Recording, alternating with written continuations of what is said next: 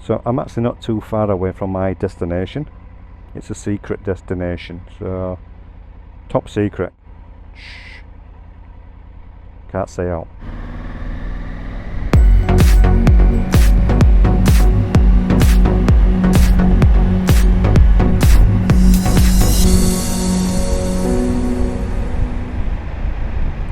Hello, welcome to the channel. Thanks for watching, thanks for tuning in. Alright, going to be talking about the GT Air 3 that I've recently purchased. More on that in a second or two. But I must tell you actually that this is the second take. I recorded all this about a week ago. Do my normal checks, but obviously normal checks failed. I didn't record any footage. So I had audio. I record on two audio mics. And had the audio, had no footage. So what a rookie error. Anyhow, I just thought I'd share that with you. So I'm still very much getting to grips with this GT Air 3. I wear it most days, or every time I'm on the bike going to work, and for general riding now. It is a comfortable helmet to wear, so just like my other Shoeis I've had a Ride 3, the burnt orange one, that if you are familiar with the channel, you've seen me and my wife wear the old Ride, or RYD, but I think it's Ride Shoeis with that burnt orange look. It's a nice colour. I've got a Shoei Neotech 2, which is a deep red one I wear from time to time. And this one now, this is the main helmet, this GT Air 3. I have not been on the freeway yet with this helmet, so that's why I'm putting it to the test today. Just to let you know that all vents, or should I say all two of them, so the mouth vent and the top of the helmet vent, are closed. It's not a particularly hot day today. 25 degrees, so that's quite cool. But because the actual vents are closed, I just want to get a feel of what it's like for temperature.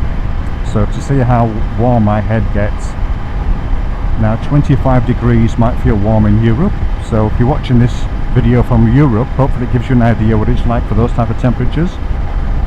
For WA or Australia, this is will be deemed a cool day really, especially for WA. We normally hit about 42 degree temperatures in the summertime, which this is being recorded in the summertime. So for summer, a summer day today is very cool. But still, if this helmet gets quite warm or quite hot at 25 degrees, it's obviously going to get hotter when it is hotter. So I'm going to keep an ear out for that one as well, or an eye out. It is pretty windy. It's always windy. It's windy without traveling at 100 kilometers on the freeway as well, so this is very windy at the moment. It's not blowing you off your bike windy, but it's blasting, which I don't hear any turbulence within the helmet or hear any wind noise.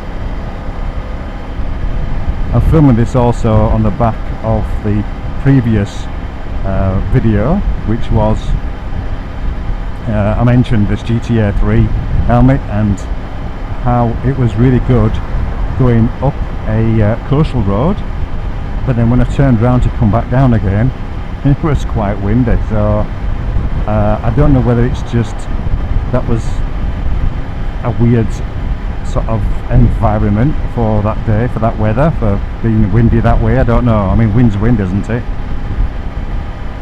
But today I'm heading north into the wind as well, I must add, and it's comfortable, and I would say it's quiet actually. It's pretty quiet. I hear the hum and the tone of a motorcycle. I hear slight turbulence. You're going to get turbulent air obviously on a motorcycle, so the turbulent air around here, I do sort of hear it, but as a background noise, not full in your face, whistling, banging, anything like that, nothing like that, just you can hear it in the background. So far so good. I don't know if you can see any turbulent air coming around here, around my jacket, because it is quite full on. So just have a look at my collar and chest area. So hopefully you get a feel of, or to see how windy it is. And with that then, if it does look actually quite windy with my jacket rippling quite heavily, then from that I'm not getting any turbulent air into the helmet. I do have a chin curtain on. Could you see that?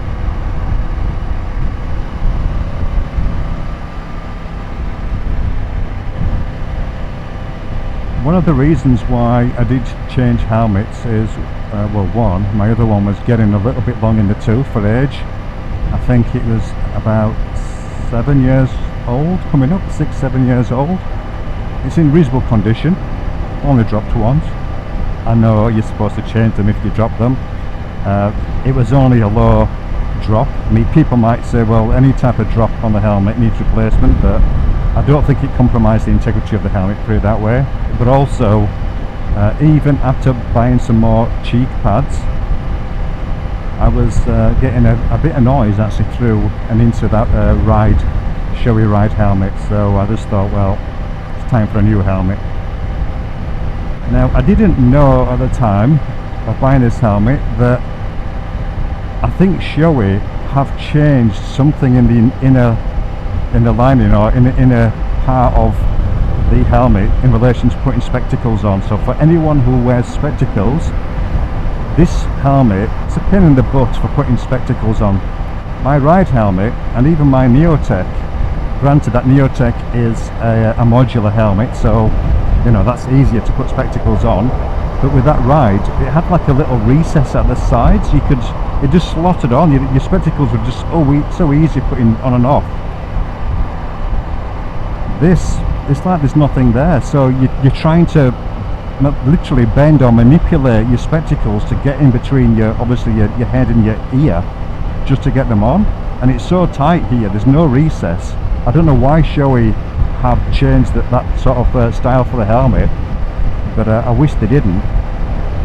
If you actually do wear spectacles and you do actually have a GT Air 3 helmet, please give me your feedback, let me know.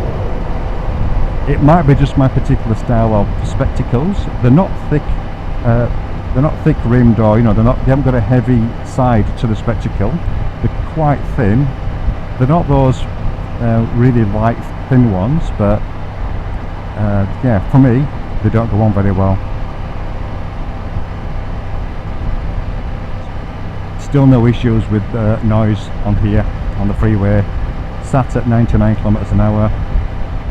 Little gusts of wind from time to time. Now it has dissipated a little bit. Feels good. I mean, I'll actually lift the visor up and get a feel of what it's like, but does anybody really ride with the visor up on a freeway at 100 kilometers an hour? It's not sort of the thing you would do, really, is it? Now I'm going to do two tests actually. I'm going to put my visor fully up so my face is sort of exposed. I do wear spectacles as mentioned, so I get some sort of eye protection that way.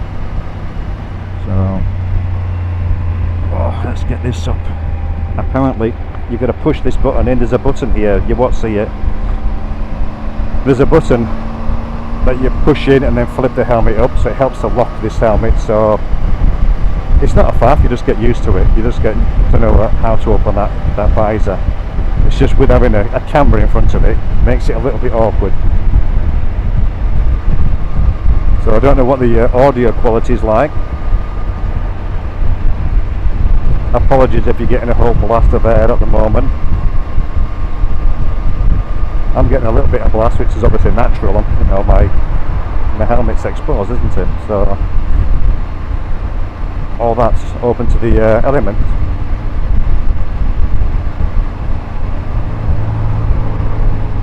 I don't know if this is left turn only actually. Yeah, it is. That's not concentrating, is it? Let me, lad.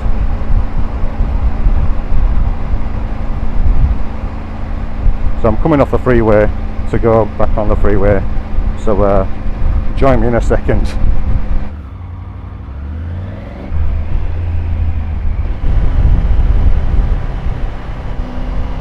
Alright, heading back onto the freeway. Thanks for joining us. Thanks for watching. Now, where was I before I got distracted by my lack of insight or lack of concentration, whatever. So visors up, bit windy.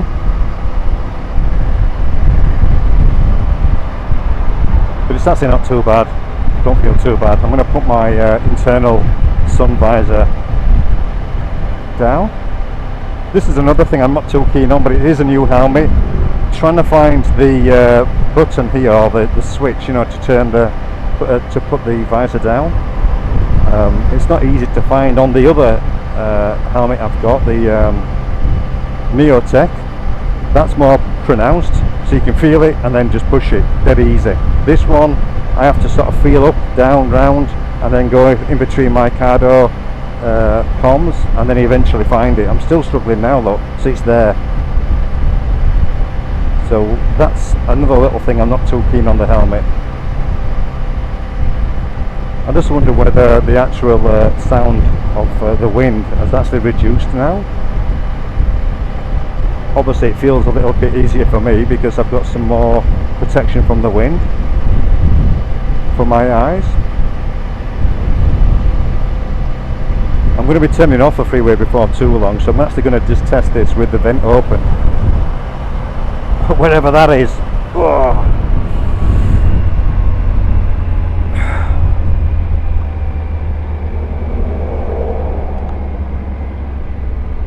That's not so easy to flick on as well.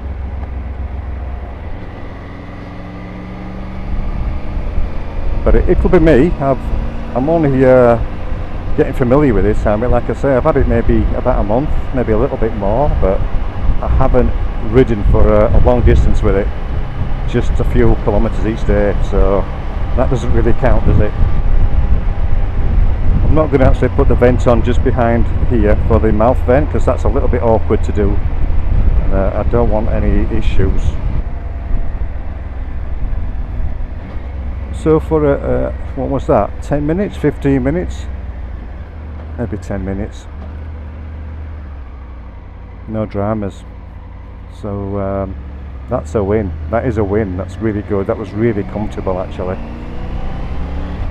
So what's it going to be like just riding around suburbia as we are? Top of the helmet, vent open and visor open with the sun visor down. It's really windy. I'm driving towards the coast now, so I'm driving in a westerly fashion, and yeah, you might have heard how windy that is. It's quite a blast. Temperature is still 25 degrees. I don't feel any heat. I don't feel any hot in the head. And if I was, that actual vent on the headline, it brings in a lot of nice cool cushioned air. I'm talking from experience, definitely, not from this moment now, from before when I did that other video which failed to record, or I failed to record.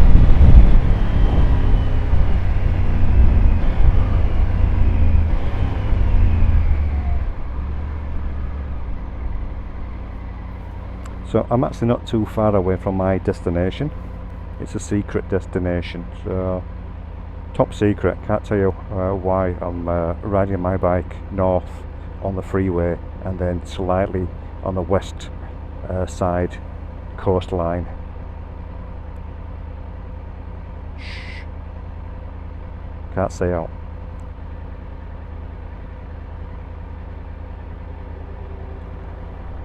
So those things, those e-scooters and e-bikes, we have a bit of a problem here in WA, and it's probably no different to the rest of the world with young lads or young kids riding those things and having incidents, causing mayhem on them.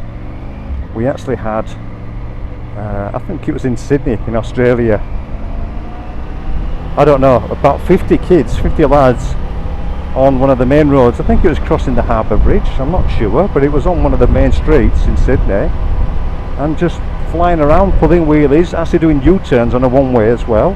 Absolute lunatics. I think they got their bikes crushed. Good one. Alright, I'm going to put the visor down just to get an idea of what it's like in suburbia with the visor fully down, with the vent still open on the top. And now with this visor down already, within what, 20 seconds, 30 seconds, I now feel a cool cushion of air from the top of the head and just circulating. So that's really quite refreshing. Granted, it's not hot, but it's making a difference already. And I think in that other video as well, the last video I made, I think I mentioned I was getting like a blast of air all around here as well, in the sort of neckline here.